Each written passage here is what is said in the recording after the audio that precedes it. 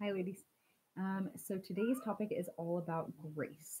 I tried to record this earlier with crazy kids running around and realized it wasn't going to work. So today I want to talk about um, how sometimes, actually, nearly every day, I try to get way too much done in the day.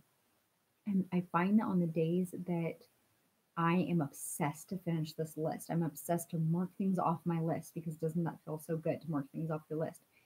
On the days that I'm most focused on needing to get stuff done, I'm more irritable and short tempered with my kids and find that I have very little patience with them during days like these. And so I'm finding that my new favorite word is rhythm. And if you've talked to me recently, I've probably brought it up in conversation because I tend to repeat myself a lot. But the reason that I like the word rhythm is because just like in music, music has highs and lows, and it sort of flows, right? Whereas balance just sort of seems very rigid and structured, and sort of has this like perfect, um, you know, tone to it, if you will.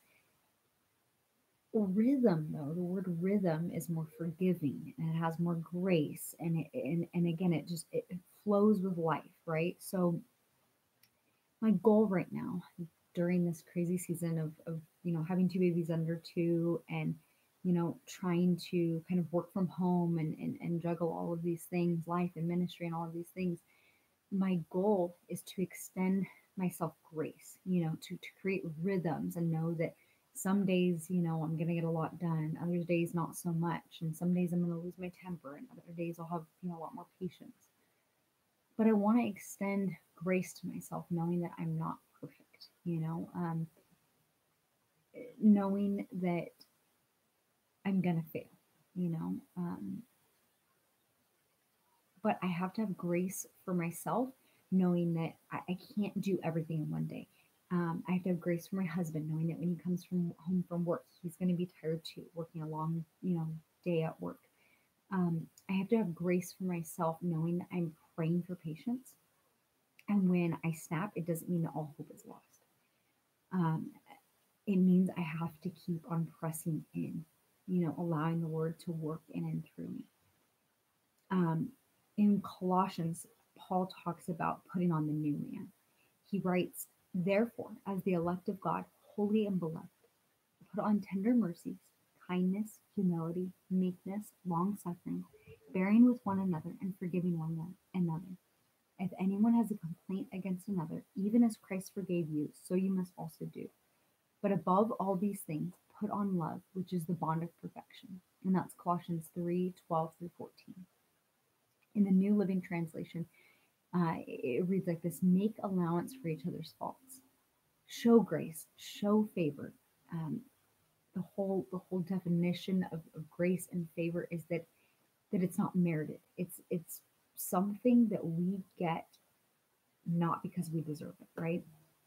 And none of us really deserve anything good, but that's the beauty of grace. We get to be a part of God's redemptive process when we extend grace to other people. When we extend grace and when we recognize, there's that part of us that recognizes, okay, they definitely don't deserve it. Like they're not doing anything that's going to merit this grace, but we go, I'm showing you grace no matter what, because I want to have that same grace in my life from other people. And I also want to give myself that same grace, knowing that I'm not perfect. And so my, bit of encouragement is keep pressing on, putting on the new man, the new woman in Christ.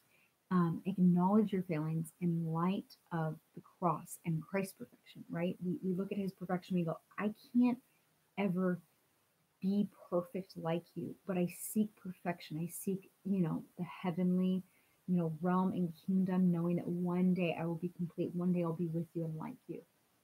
Extend grace to those around you with the understanding that we're all imperfect, and we've all been given a gift of grace and love and forgiveness that we don't deserve, right?